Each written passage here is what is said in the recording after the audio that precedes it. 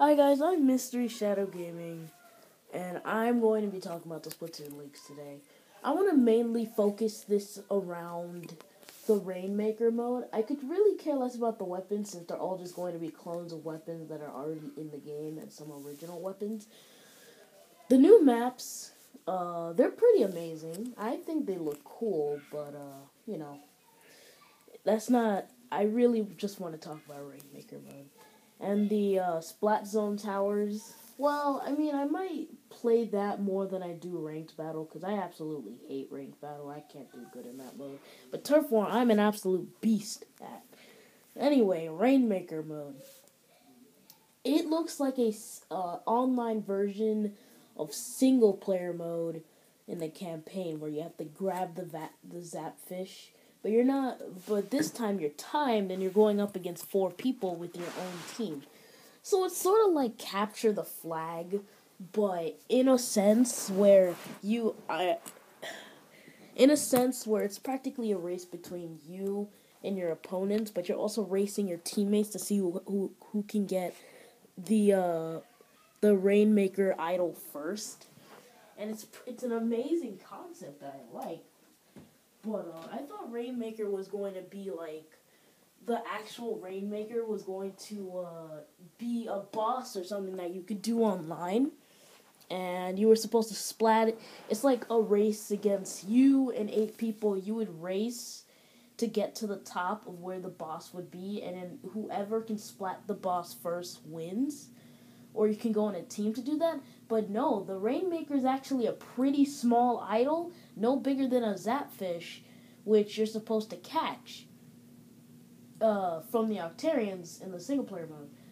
But that's not really spoilers, considering that it was shown in the actual. Okay, before you know, I'm gonna start babbling about the final boss. That boss was so hard. Anyway, Rainmaker, what it looks like is a 4v4 ranked single player mode.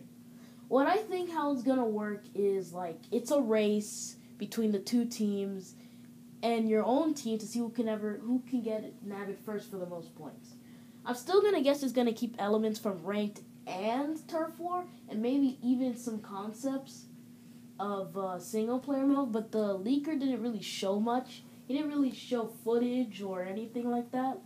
But this is all on the disc. It's all time loaded on the disc.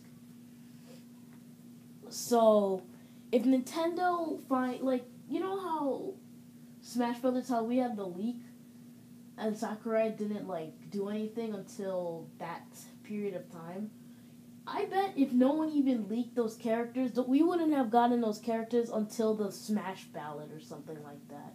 I think Sakurai was just trying to hold back the production of Ryu and Roy, and they probably would have released them on their own times. But aside from that, I'm going to be serious now. Rainmaker mode looks amazing. I mean, it's just you're playing on the single. Well, all we saw was Kelp Dome, so I'm gonna guess you're playing on the online stages since you're not. It doesn't look because you're not. You're not wearing cuddle gear, so I'm guessing that it's going to be. It's not going to be assigned by Mr. Cuttlefish himself because it seems pretty. It would be pretty funny to see if Captain Cuttlefish was actually there was a little demo for it, in the game, where we would go to a tutorial to explain where it is, and Captain Cuttlefish is actually there. That'd be pretty amazing. I said amazing 5 times in 1 minute. Nice going, Mystery. Anyway, Rainmaker mode? I don't know. I feel like it's going to be single player, so the people who have played single player are going to have the advantage, knowing they know all the strats and stuff, since they've gone through the stages multiple times. But I also feel like the people who do Turf War are also going to have an advantage, because I'm guessing this goes on a rotation. So 2 stages, and then you're supposed to capture the Rainmaker. But if it's called Rainmaker, I would expect it to, I don't know, make it rain. No, it's in a little bulb, so that image could have easily been photoshopped. But this leaker, I don't know.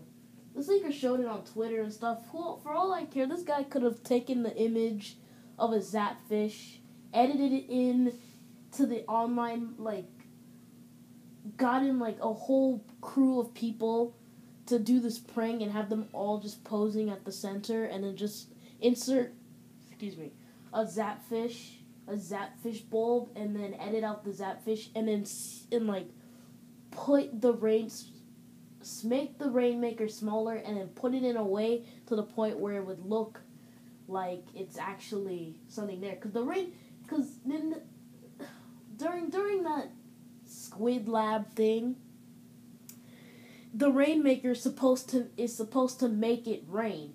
If it's in a bulb that's no bigger than an Inkling splatter shot or a Zapfish, how is it going to make it rain?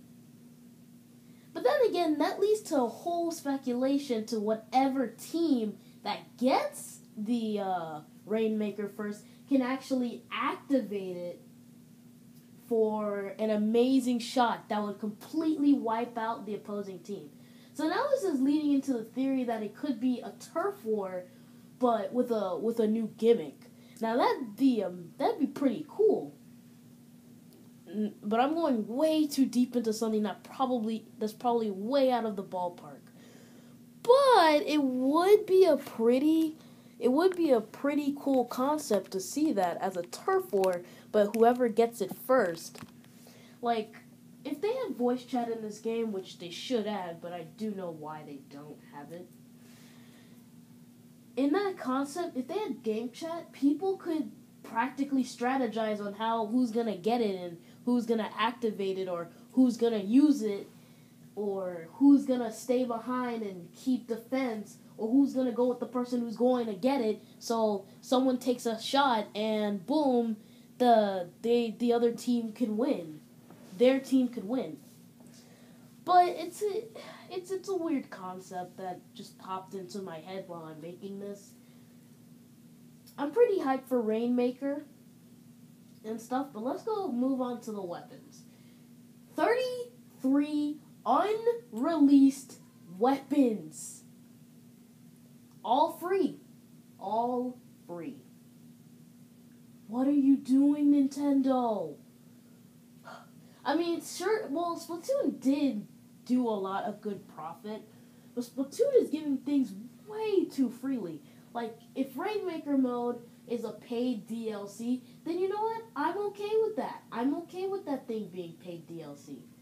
Because it would make sense. I mean, we've already gotten enough Splatoon DLC to the point where this game is like, it's like the game was the game was rushed and they couldn't add all the weapons that they wanted to put in the game. Because knowing the developers, like Mario Kart, in an update, they made it past 9,999 VR. So I'm guessing there's going to be something in the future where you can go up to level 30 and then eventually 40 and make their way up to a level 100 eventually. But I don't know if Splatoon's going to be popular until then. But whatever. The weapons, I've looked at a list of them. If my memory serves me correct, in that list there was a Super Mario weapon in there. That sounds pretty cool. There was a Super Mario Sunshine weapon in there. And if you don't know, my logo is sort of Shadow Mario, so I gotta know everything about Super Mario Sunshine. That's why the paintbrush was one of my most used weapons. But it became pretty useless after like the first week. Anyway, let's move on to those new stages. Skyscraper stage. That thing has some variety. Obviously it takes place behind Inkopolis or in front of it or near it. Well, it's obviously near Inkopolis because if you're in the plaza and you actually go and try to look for the skyscraper, you're actually going to find a skyscraper there. So it's pretty cool that the game actually implements its own, it advertises its own Inkopolis, so, yeah. And then we have the camp, which I'm not really that hyped for, considering it was something that was shown in, like, almost every trailer for Splatoon. That wasn't it was shown in almost every trailer for Splatoon. and even the Squid Lab. So yeah.